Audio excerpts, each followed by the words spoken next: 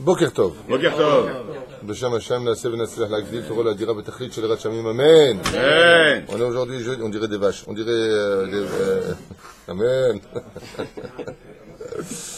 On est aujourd'hui le jeudi 10, un jour spécial aujourd'hui, c'est le Yud du mois de Nissan. Et qu'est-ce qu'il y a eu le Yud du mois de Nissan? Shabbat HaGadol.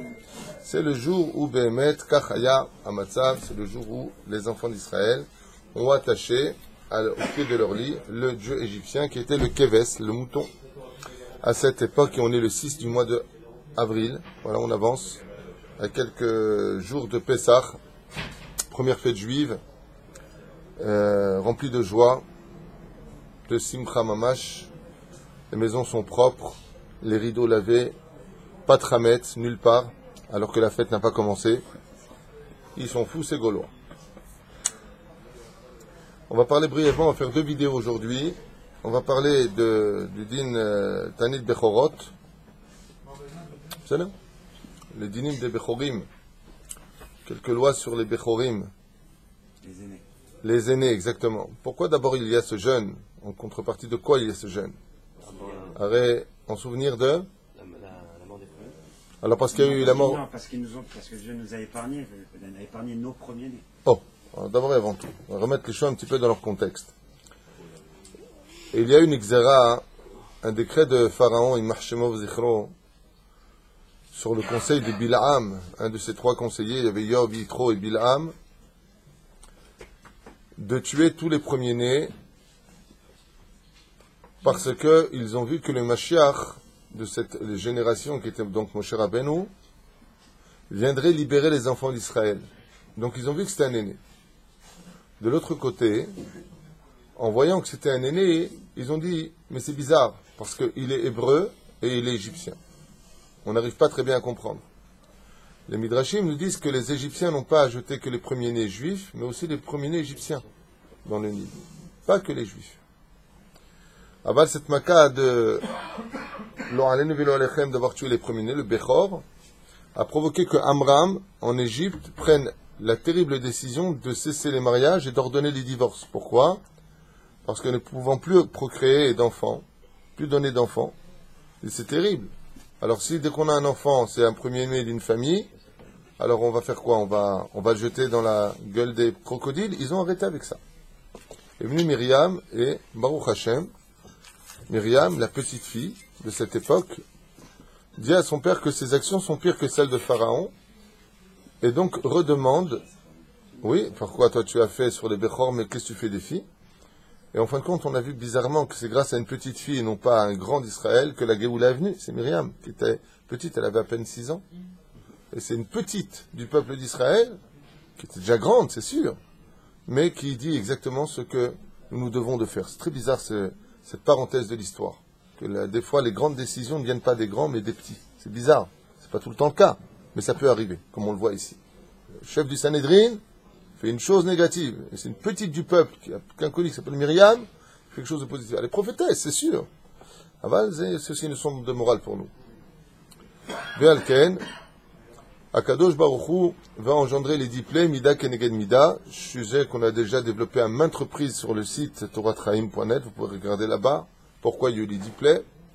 Et la dernière des plaies, ce sera Bechorot, Makat Bechorot, qui sera un coup fatal pour l'Égypte, et qui, elle, correspond au meurtre des Bechorim qui ont lieu dans le peuple d'Israël. Qu'eux, ils aient décidé de tuer leurs enfants, c'est leur problème. Mais pourquoi ils ont tué les nôtres? Ça, c'est un autre problème.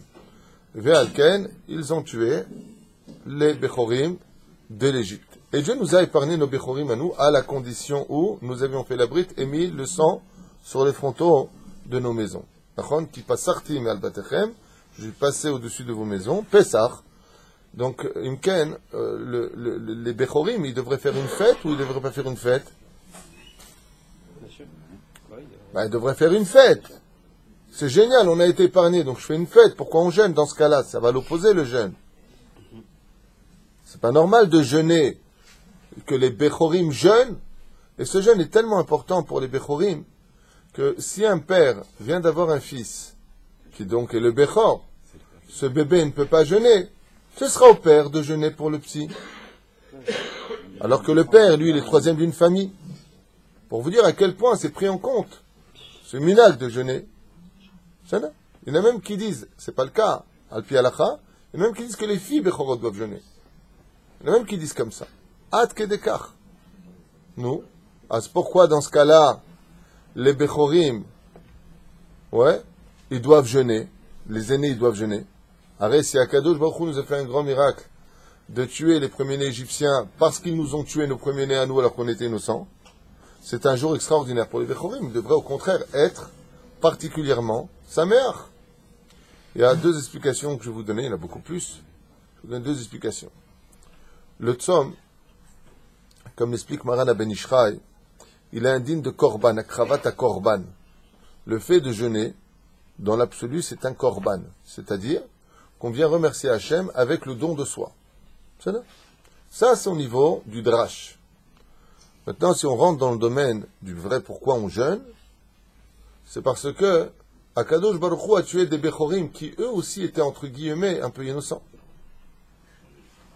Et aussi, ces Bechorim-là, ces aînés qui ont été tués, pourquoi ils sont morts, eux, Tachles? Parce qu'ils étaient impies. C'est vrai qu'ils étaient innocents par rapport au fait que la Xéra d'avant, Vayakom Elech Chadash, ouais, c'est vrai qu'eux, ils n'étaient pas de cette époque, mais ils étaient impies. Et ils étaient au Veda Vodazara.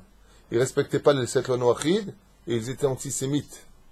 Ils ont fait du mal à Israël, et ils approuvaient le mal qui nous était fait. Il dit, d'accord, mais là, il y a un problème. C'est que 80% des enfants d'Israël à la 9e plaie ne sont pas sortis d'Égypte. Et qui te dit que ces Bechorim qui ont été sauvés méritaient d'être sauvés? Est-ce qu'on a une preuve qu'ils méritaient d'être sauvés? Eux. Non. Pourquoi? Parce que seul celui qui avait fait la brite ait mis du sang, mais pas celui qui était de l'intérieur différent des autres. Donc, pourquoi seraient morts les Égyptiens? Comme le dit le Midrash, la Gemara le ramène. Elu ovda avodazara, ve elu ovda avodazara. Les deux font de l'avodazara. Pourquoi tu vas sauver les enfants d'Israël? Parce que c'est une neshama chadasha qui vient dans le monde. C'est un peuple dans lequel taman neshama. Ani velo malach, ani velo sarav, comme le dit Rav Shmuel la dernière fois, ton gendre, au nom du Rav Kook, c'est le jour où lui-même est venu déposer une neshama dans le peuple d'Israël. D'accord, mais en attendant, eux, ces Bechorim, ils sont morts. Alors comment est-ce que nous, de l'autre côté, on va dire qu'on est Besséder? Réponse, tous les ans, à la veille de Pessah, les enfants d'Israël vont jeûner pour faire Messirut Nefesh, montrer à Hachem que Bémet, on est de son côté. Mais comment est-ce qu'on arrête le jeûne des Bechorim? Si tu fais un Siyum Masechet, Brit Mila, Pidyon Aben, Seudat Mitzvah, tu fais une Seudat Mitzvah, tu es quitte du jeûne. Et pourquoi Dafka la Seudat Mitzvah vient nous sauver? Parce que ça veut dire que si tu viens à Siyum Masechet, si tu viens participer à un Siyum Masechet, c'est-à-dire la fin d'une étude d'un Talmud, d'une Masechet, Masechet Shabbat, Masechet Brachot, Baba Metzia, Baba Kama, Baba Batra, Lomeshane, Megillah, Ta'anit, Mashelamatta. Tu viens finir ça. Tu es présent. Ça veut dire que tu montres par là que tu as un attachement à la mitzvah de l'étude de la Torah, ou des mitzvot de la Torah, Pidyon Aben, au Brit Mila. Oui? Donc si tu es présent, ça veut dire que tu es attaché à la Torah. Et donc si tu es attaché à la Torah, c'est que tu méritais réellement d'être sauvé à l'époque de la 10e plaie. Toi en tant que juif, en tant que Bechor, la reine, tu es quitte de jeûner. Mais si tu n'es pas là, il va falloir que tu amènes un sacrifice de ta propre personne et d'éviter de manger et de boire pendant cette journée-là. Et la reine à Bechorim, Bezrat Hashem, celui qui est Bechor, se devra, ou petit 1, de jeûner, ou petit 2, de venir participer à une Seudat Mitzvah. Mais il est obligé d'être présent pendant, par exemple, prenons la Mitzvah de Siyum Masechet, finir un des Talmud, prenons juste cet exemple, si la personne arrive juste à la fin, et le mec il a fini, il fait le Kaddish, il dit Amen, Amen, Amen, et il veut manger, assourd. Il doit participer aussi au Masechet depuis le début. Il doit être présent depuis le début. Prenons un deuxième cas. Il vient s'inviter tout seul à une Brit Mila. C'est vrai qu'on n'invite pas pour une Brit. On n'a pas le droit de dire je t'invite à la Brit. Chas v'shalom. Si tu l'invites, il est obligé de venir. Donc on dit il y a une Brit. Mais lui, qu'est-ce qu'il fait? Il passe, il dit ah ouais, c'est Bechorot, tu vois là, une Brit, je vais aller. Il va manger de la. Se renseigner avant, est-ce que je peux venir? que Bezrat Hashem, il a une shayachut avec le Inyan, même s'il y en a qui disent que s'il a trouvé une brite, Baruch Hashem, tant mieux. Ma. À l'encontre des briques, parce qu'on dit pour la brique, tu n'invites pas, comme tu viens de le dire, mais s'il trouve une brique, de participer à la maison, Ah bah, quel rapport entre lui et la brite? Pourquoi il va là-bas? Qu'est-ce qu'il connaît? Il veut se débarrasser du jeune. C'est pas joli. Takchiv, je suis en train de te répondre. D'abord, écoute ma réponse, après tu réfléchis. Si il va là-bas, c'est qu'il cherche à se débarrasser.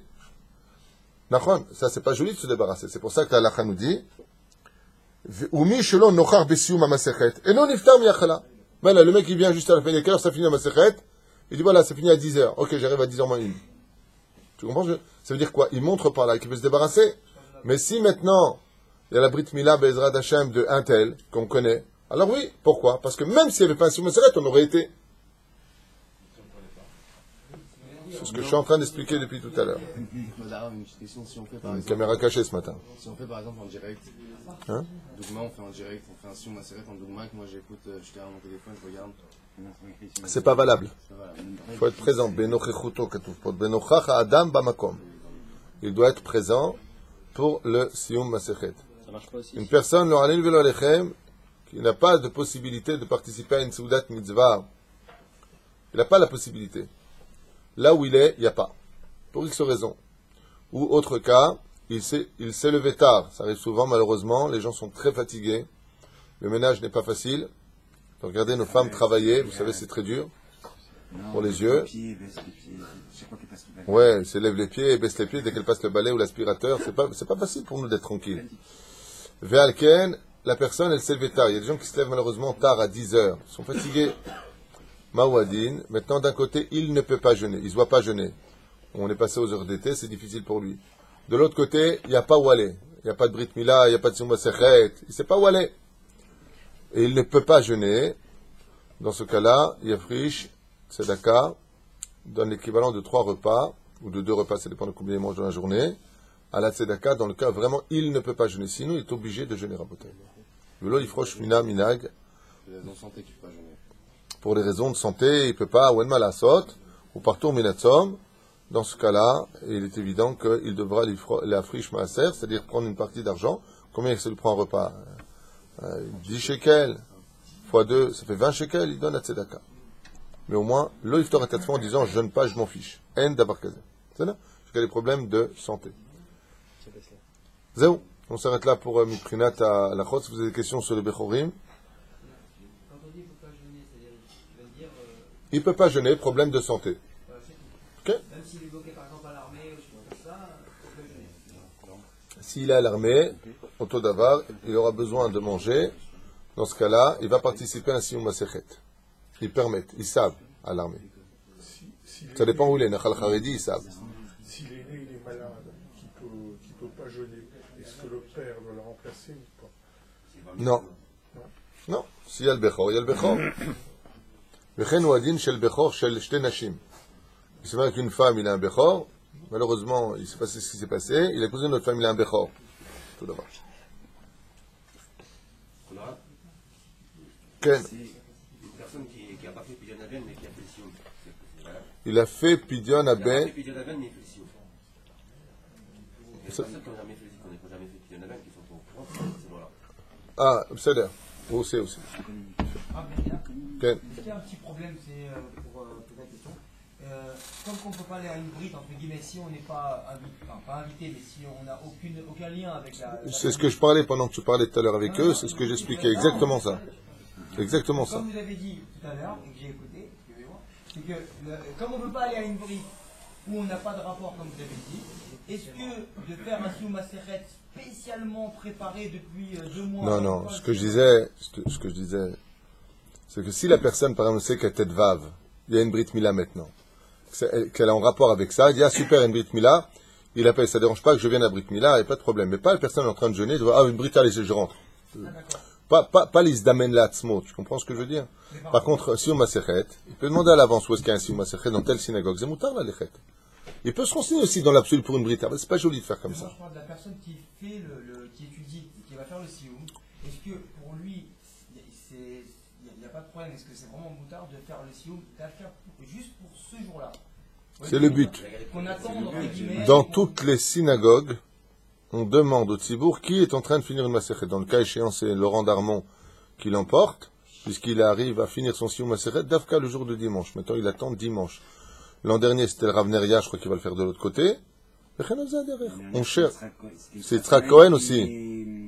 Et Yosef Fitoussi. Et Yosef Fitoussi qui avait donc les deux fini une Masechet. En général, c'est ce qu'on recherche. On prévient à l'avance, un mois avance, on dit, Rabota qui est en train de finir une Masechet, ou est-ce qu'elle a moitié d'une Masechet?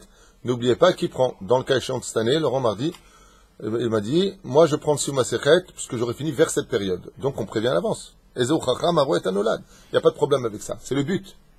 C'est le soter vélo meakev. C'est là. Non? Plus de questions? Encore une dernière halakha, je vous laisse pour les lois de Bechorim. Les Bechorot, si vous préférez. Il y a lieu de manger minimum kazaï de mezonot, sinon le yatsaï de chova. Voilà, je vous laisse au moins avec ça. On apporte en général à la veille de Pessah tout mezonot et kasher les Pessah, bien entendu. Donc on dira mezonot, borepere adama, borepere aetz, shakon yabidvaro, vechana zaderer. Aval, faites très attention de manger kazaït. Pachot misé zelotov. C'est là. Baruch Adonai l'olam amen.